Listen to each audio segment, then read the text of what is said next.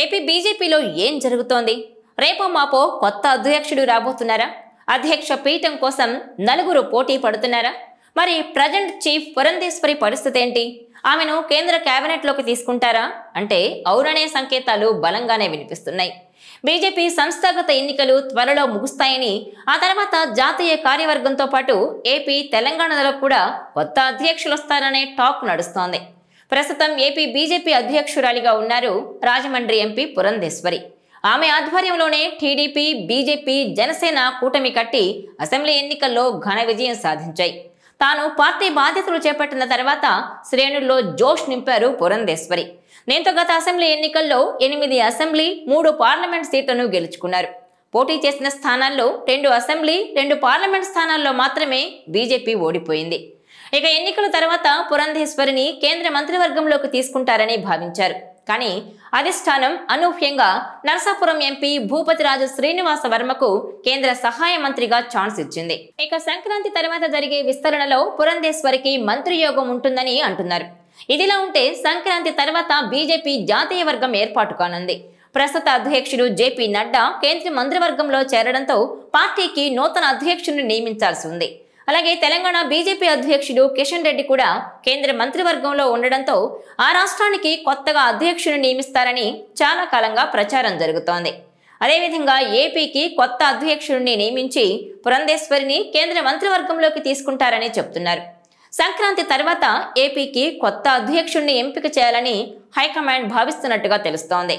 ఇదిలా ఉంటే దక్షిణాదిలో తన ఉనికి మరింత పెంచుకునేందుకు తీవ్ర ప్రయత్నాలు చేస్తోంది బీజేపీ అధిష్టానం. పార్టీలో బలమైన ట్రాక్ రికార్డున్న నాయకుడి కోసం వెతుకుతోంది. ఆ తరహా నాయకుల కోసం సెర్చింగ్ చేస్తోంది.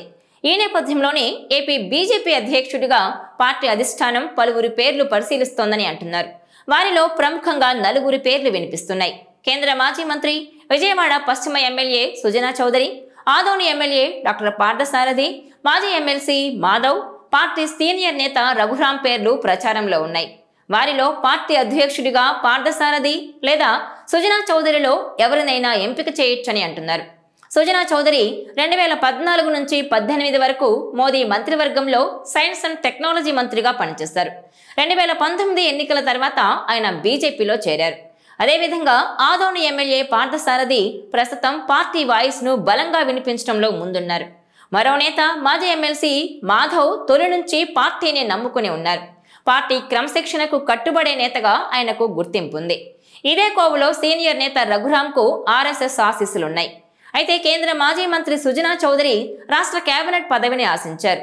దీంతో ఆయనకు పార్టీ అధ్యక్ష పదవి ఇవ్వాలని హైకమాండ్ భావిస్తోంది.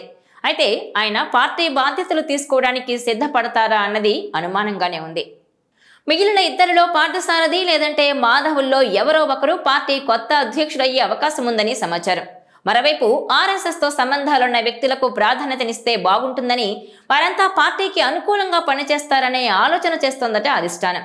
ఈ క్రమంలో మాజీ ఎమ్మెల్సీ మాధవ్, రఘురాం పేర్లు వచ్చాయి. పార్టీ హైకమాండ్ తో పాటు ఆర్ఎస్ఎస్ తో ఎమ్మెల్యే డాక్టర్ పివి పార్థసారథి కూడా మంచి సన్నిహిత సంబంధాలున్నాయి. రాష్ట్ర అధ్యక్ష పదవికి బలమైన పోటీదారుగా కనిపిస్తున్నారాయన. ముఖ్యంగా రాయలసీమ ప్రాంతం నుంచి వాల్మీకి సామాజిక వర్గానికి చెందిన వ్యక్తి. ఆ ప్రాంతం నుంచి పార్టీ నాయకత్వం వహించడానికి ఇప్పటి వరకు నేతలు లేరు. ఆయనైతే బాగుంటుందని పార్టీ వర్గాల ఆలోచనగా తెలుస్తోంది. ఇక విభజన తర్వాత బీజేపీలో చేరారు మాజీ కేంద్ర మంత్రి పురంధేశ్వరి. 2 ఏళ్ల కిందట ఆమె ఏపీ పార్టీ చీఫ్ గా బాధ్యతలు చేపట్టారు. అంతకుముందు బీజేపీ తరపున జాతీయ స్థాయిలో పార్టీ పదవులు నిర్వహించారామె. ముఖ్యంగా మొన్నటి ఎన్నికల్లో టీడీపీ, జనసేన, బీజేపీ పొత్తు వెనుక ఆమె కీ రోల్ పోషించారు. ఈ క్రమంలో ఆమెను కేంద్ర మంత్రివర్గంలోకి తీసుకోవచ్చనే వార్తలు వినిపిస్తున్నాయి. ఓవరాల్ గా చూస్తే 2 వారాల్లో ఏపీకి కొత్త చీఫ్ ఎవరనేది తేలబోతోంది. ఈ వీడియో మీకు నచ్చినట్లయితే please share, like and subscribe R24 Telugu.